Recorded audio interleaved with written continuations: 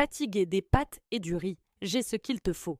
Aujourd'hui, on prépare ensemble un plat qui va ensoleiller ton assiette, la shakshuka. C'est simple, ultra savoureux et ça va te changer la vie, crois-moi. Reste bien jusqu'à la fin, tu vas voir, c'est une tuerie. Pour commencer, attrape une grande poêle, un bon filet d'huile d'olive et on fait revenir un oignon et 2 gousses d'ail émincées. Tu sens cette odeur qui commence à se diffuser? C'est ça le début du bonheur. Laisse-les dorer tranquillement pendant que tu coupes 2 poivrons, un rouge et un vert en lanière.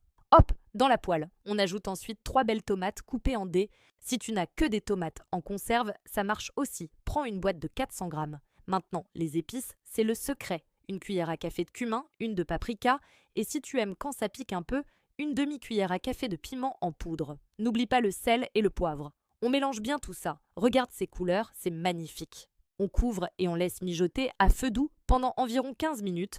Il faut que les légumes soient bien tendres et que la sauce ait un peu réduit. Une fois que ta sauce a bien compoté, c'est le moment magique.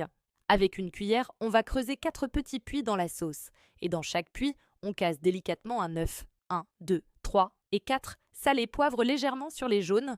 On couvre de nouveau et on laisse cuire 5 à 7 minutes. Le but, c'est d'avoir un blanc bien cuit, mais un jaune encore coulant. C'est ça, la perfection. Et voilà, c'est prêt. Juste avant de servir, on parsème généreusement de coriandre ou de persil frais. Ça apporte une fraîcheur incroyable. Sers ça bien chaud, avec un bon morceau de pain pour saucer généreusement dans le plat.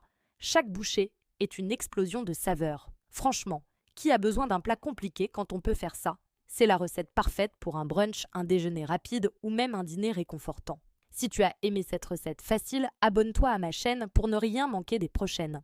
Laisse un like si ça t'a donné faim et dis-moi en commentaire si tu vas tester. Merci d'avoir regardé et à très bientôt pour une nouvelle recette.